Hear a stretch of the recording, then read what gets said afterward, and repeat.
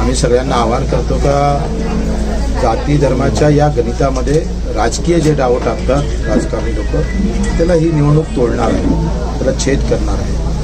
आणि मला असं वाटते का आम्हाला हे सगळं सांगून सुद्धा मी नेहमी प्रचारातही सांगतो का जातीचा आहे किंवा धर्माचा आहे म्हणून मत मारू नका.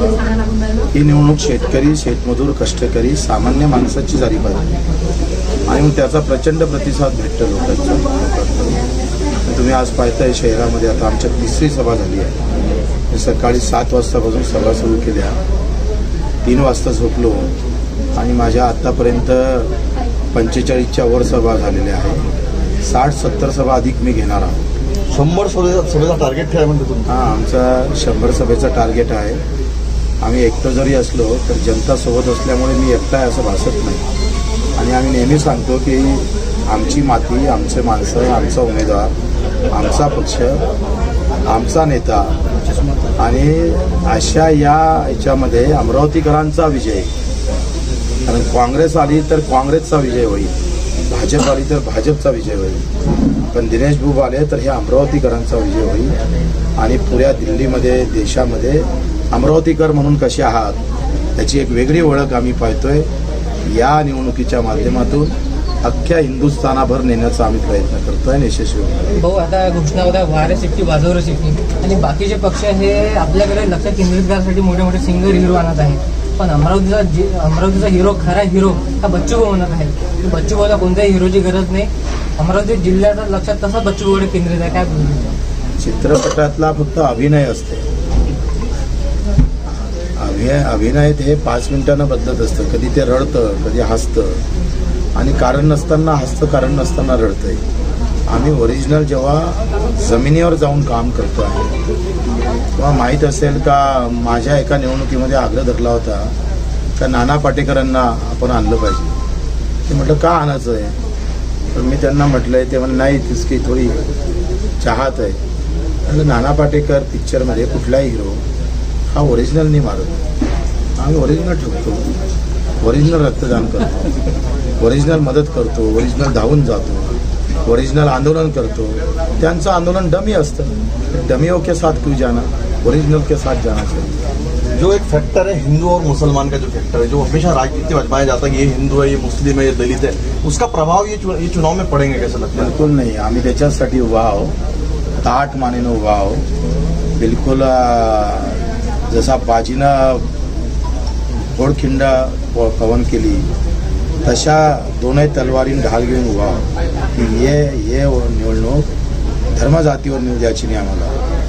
कारण ती सोपी आहे. फक्त झेंडे लावावे लागतील, मतं भेटते. आम्हाला सांगायचं आहे कष्ट करावं लागेल, काम करावं लागेल. कामाशिवाय मत नाही भेटणार. काम करणाऱ्याच्या बाजूनं उभं राहावं लागेल. आणि म्हणून जोरजोऱ्यानं एखाद्या धर्माचं नाव घ्यायचं, मतं घ्यायचं, हा जो राजकीय डाव आहे हे आम्ही हाणून पाडणार आहोत. आमच्या लोकांच्या डोक्यातला जाती धर्माचा भुसा काढून खऱ्या अर्थानं कष्ट करणाऱ्या, काम करणाऱ्या सामान्य माणसाचा अधिकाराचा मुद्दा आम्ही डोक्यात घालतो आहे. त्याच्यानं त्यांचे सगळे यंत्र फेल होईल आणि आम्ही तिथं अत्यंत चांगल्या ताकदीनं जिंकू.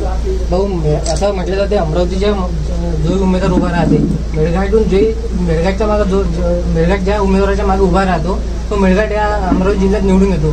तर आता तुमच्या पक्षाचा आमदार राजकुमारजी पटेल आहेत, तर काय वाटते मेळघाटहून काय भूमिका राहणार आहे? या निवडणुकीमध्ये राजकुमारच नेतृत्व करत आहे. मी त्यांचा एक कार्यकर्ता म्हणून काम करतो आहे आणि राजकुमारच्या हाती हे नेतृत्व दिलेलं आहे. आणि 80,000 वोट मागच्या वेळेस राजकुमारजीनं विधानसभेला घेतलं होतं. 40,000 फरक होता भाजपा आणि काँग्रेसमध्ये. यावेळेस त्यापेक्षा अधिक जास्त फरकानं मला वाटते आमची सीट मेळघाटातून बाहेर निघेल. अचलपूरमध्ये सुद्धा आम्ही प्रचंड मताधिक्य घेऊ. सध्या दर्यापूर आणि अंजनगावमध्ये सुद्धा प्रचंड साथ आहे.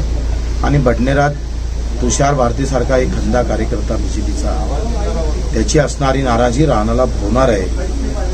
त्यांच्या घरापर्यंत जाऊन मारण्याची जी भाषा केली, नव्हे तर गाडी फोडली, तो वचका बीजेपीवाले घेईल. किती काही जण येऊ द्या, तरी मन दुखलं ते सावरत नाही, जखम बुजू शकते. मन कोणाचं दुखवलं नाही पाहिजे याची काळजी खरं तर घेणं गरजेचं असतं. राणा दाम्पत्यांचं काही कामच नाही आहे. त्यांची एकंदरीत फक्त जी ॲक्टरबाजी जे पिक्चर स्टाईल जे आहे ही काही जीवनशैली आहे ते लोक जास्त वेळ कसं आहे चित्रपट 3 तासासाठीच पाहतात. त्यांनी 5 वर्ष काढले, तो पिक्चर फेल झालेला आहे. पंतप्रधान मोदी सभेमध्ये आले अमरावती जिल्ह्याच्या बॉर्डरवर आणि उद्या राहुल गांधी राष्ट्रीय नेते काँग्रेसचे येत आहे, याचा काही फरक पडणार नाही? कसं आहे का असं जर असतं तर राहुल गांधी अमेठीत का पडले असते. आणि मोदीजीनं कालच्या भाषणात असं म्हटलं का मैं खड़ा हुआ ऐसा समझो वोट मांग. मोदीजीनं हे स्पष्ट सांगितलं हे काम का नहीं है उमेदवार, मुझे हे पता है. लेकिन म्हणजे हे त्यांचा अपमानच आहे. त्यांनी नवनीत राणाने हे समजून घ्यावं का मोदीजी सारख्या एका नेत्याला ही वेळ येतं की मैं समज कर वोट मांग. तर मग समजून घ्यावं की पाणी लय मुरला आहे म्हणून. शेवटचा विषय